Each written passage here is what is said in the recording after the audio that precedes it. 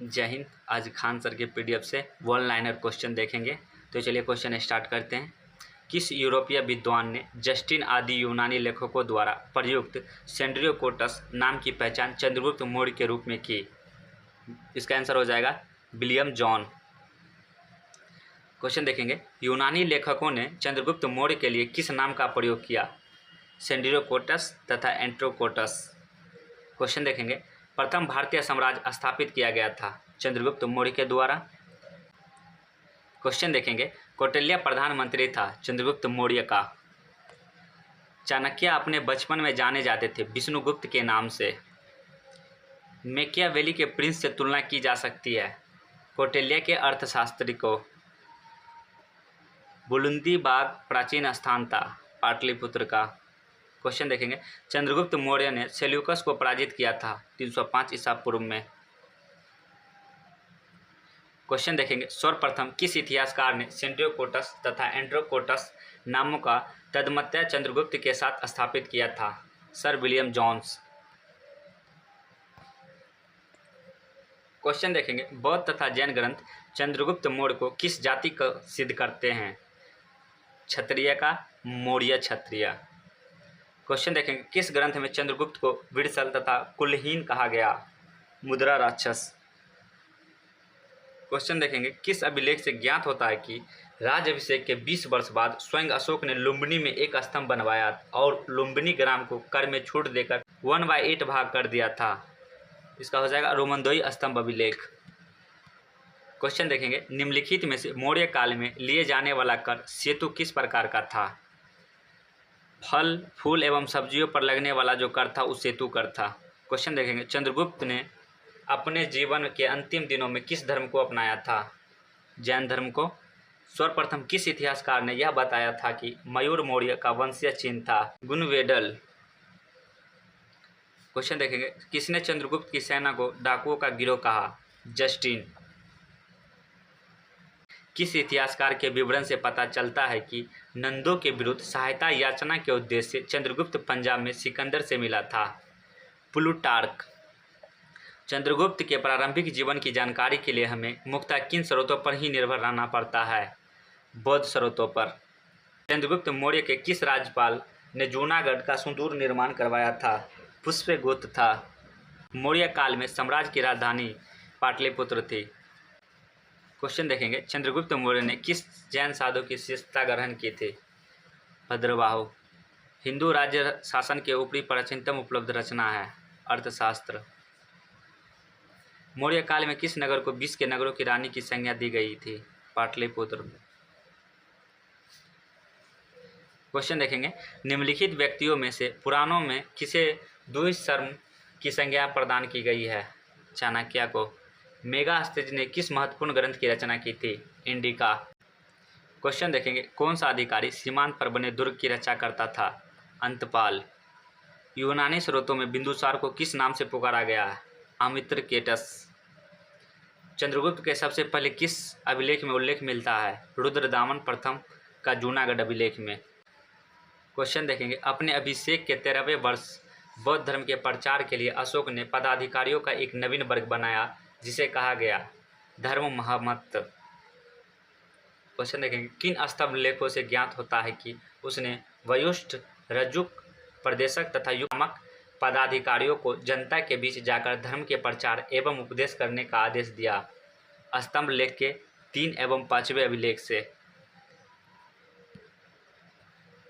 Question देखेंगे, अपनी प्रजा के नैतिक उत्थान के लिए अशोक ने जिन आचारों की संहिता प्रस्तुत की उसे उसके अभिलेखों में क्या कहा गया? धम्म।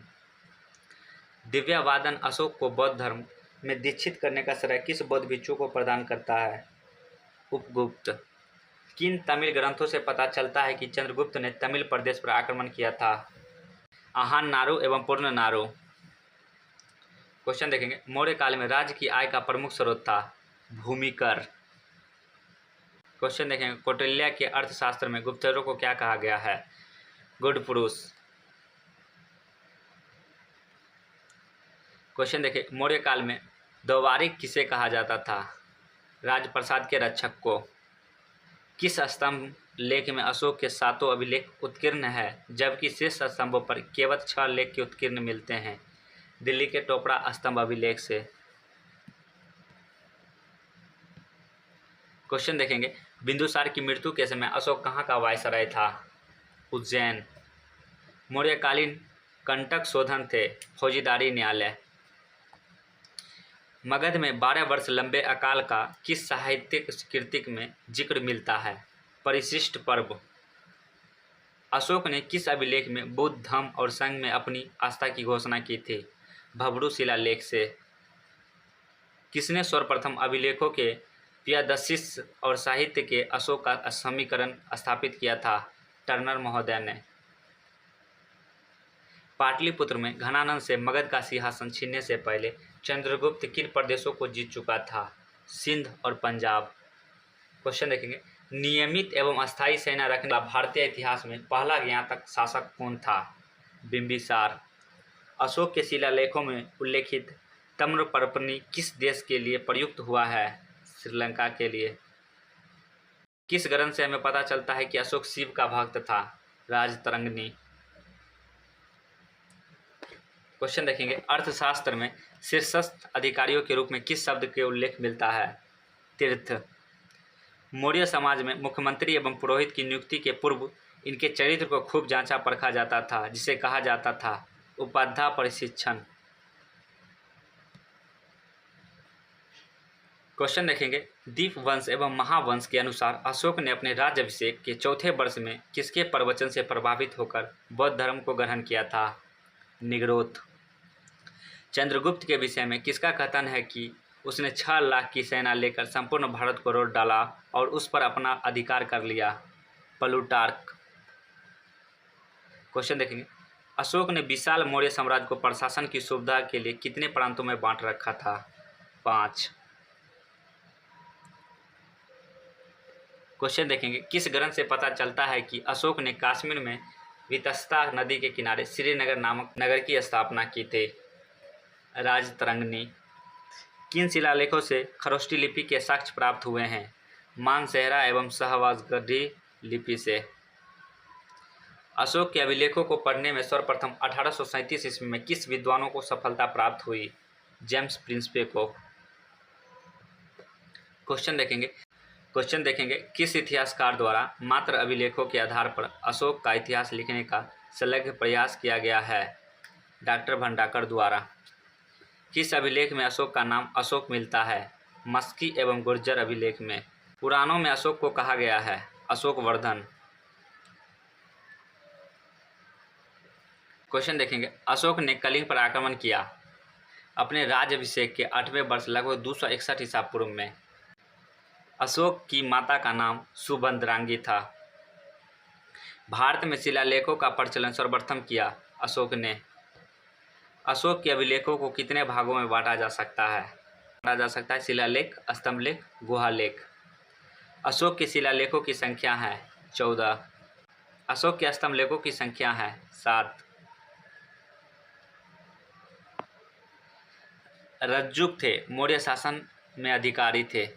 अशोक के शिलालेखों में प्रयुक्त भाषा है प्राकृत। कालसी प्रसिद्ध है अशोक के शिलालेख के कारण। भाग एवं बलि थे राजस्व के स्रोत। मौर्य काल में सीता से अभिप्राय है राजकीय भूमि से प्राप्त आय। मौर्य योगिन अधिकारी जो तौल माप का प्रभारी था? पुतवा अध्यक्ष। मौर्य काल में शिक्षा का सर्वाधिक प्रसिद्ध केंद्र था तक्षशिला। पुनर्विवाह वर्जित है मनुस्मृति में। गांवों के शासन को स्वायत्तशासी पंचायतों के माध्यम से संचालित करने की व्यवस्था का सूत्रपात किया मौर्यों ने। अंतिम मौर्य सम्राट था बृहद। वीडियो अच्छा लगे तो लाइक एंड शेयर सब्सक्राइब जरूर करें।